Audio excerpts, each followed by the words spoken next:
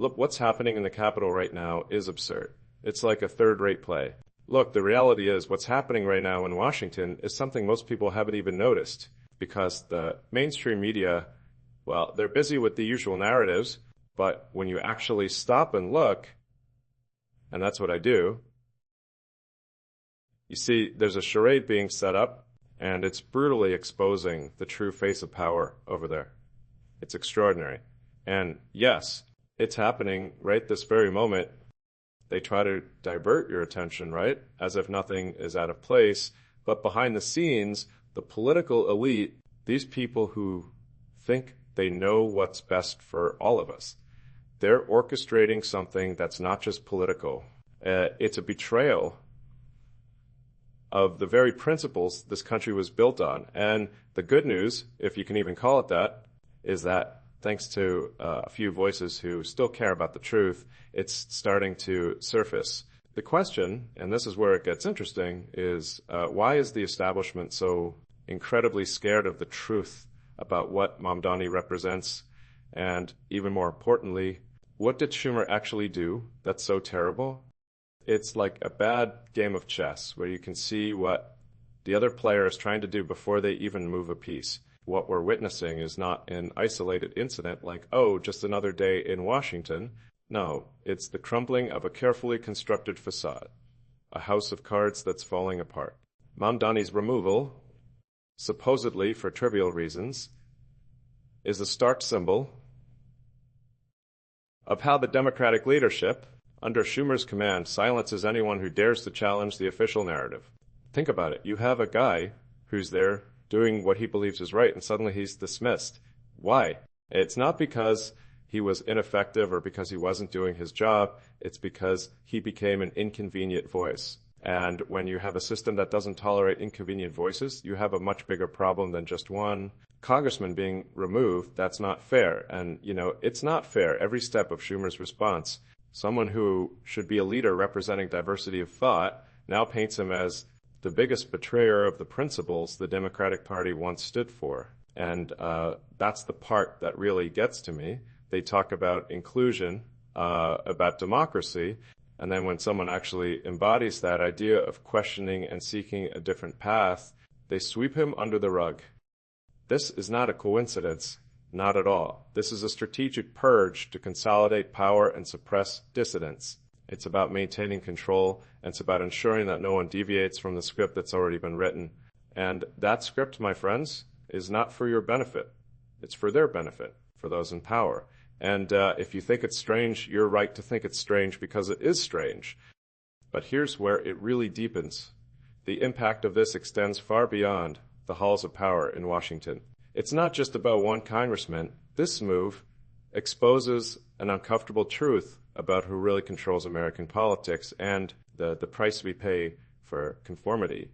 If you can't have a different opinion without being canceled, where is the freedom, where's the innovation, where's the progress? It's like they're saying either you're with us or you're out. And that kind of mentality, well, that's the exact opposite of what freedom should be. Can America really heal when the truth is so relentlessly suppressed and when dissent is viewed as a mistake instead of a virtue? I believe it cannot, because truth has a way of coming out eventually. You can try to bury it, but it always finds a crack to emerge from. And when it does, it tends to be explosive. Look, I've always championed free speech. It's fundamental. It's the oxygen of a healthy society. And when you see systematic attempts to stifle that freedom, especially within the government itself, that's a red flag. It's like when you try to create an efficient system and suddenly someone comes along and says, no, we have to do it the old way, the slow way, the bureaucratic way, because they profit from chaos, they profit from inefficiency, and that's what we're seeing here. And they don't want it to change because they benefit from the way things are. Think about the last few years. How many times have you felt like things just aren't working? That the government was more concerned with fighting amongst themselves than with solving real problems? Healthcare costs are skyrocketing. Inflation is eating away at people's purchasing power. And what are they doing? They're fighting to remove anyone who dares to question. That makes you think, doesn't it? What's really at stake here? Mamdani's story is just a symptom. It's the tip of the iceberg. The real issue is the system that allows a leader like Schumer to exert this kind of pressure, this kind of control over members of his own party. It's a system that in some ways has become immune to accountability because when the media doesn't cover it, when people don't know, they can do whatever they want behind the scenes. But people are starting to see through the curtain. Slowly but surely they are. And this is where it gets even more interesting. Think about what this means for innovation, for freedom, for the economy itself. If you have a government that's more concerned with maintaining the status quo instead of allowing for disruption and progress, what happens? The economy stagnates. Opportunities diminish. People lose hope. And is that what they want? To maintain a system that doesn't work for the majority, but works perfectly for them. What's happening now with Mamdani and Schumer's stance isn't an isolated event. It's part of a pattern that has repeated for decades, where anyone who dares to challenge the consensus is marginalized, where the voices that truly matter, the voices that seek a better path, are silenced. But the difference now is that we have tools. We have the internet. We have the ability to spread the truth, even if the traditional media tries to ignore it. And that's a powerful weapon.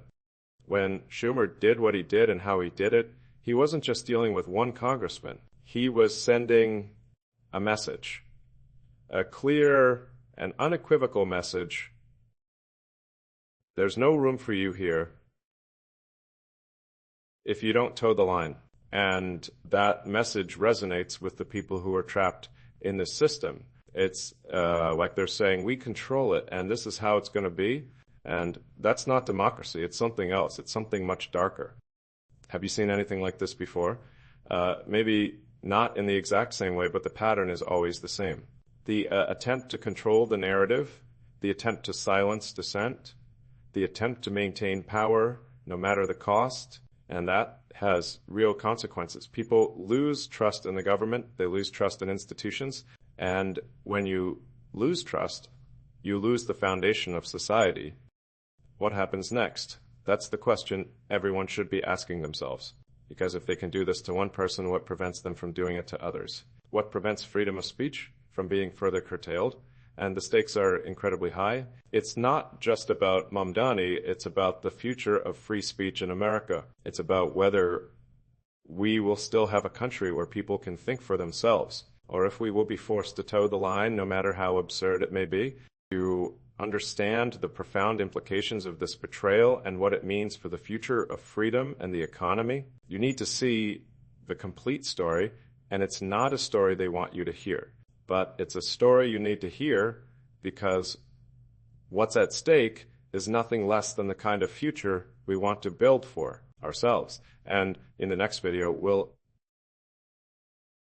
explore exactly how this power play could change the political landscape in 2026 in ways nobody expected,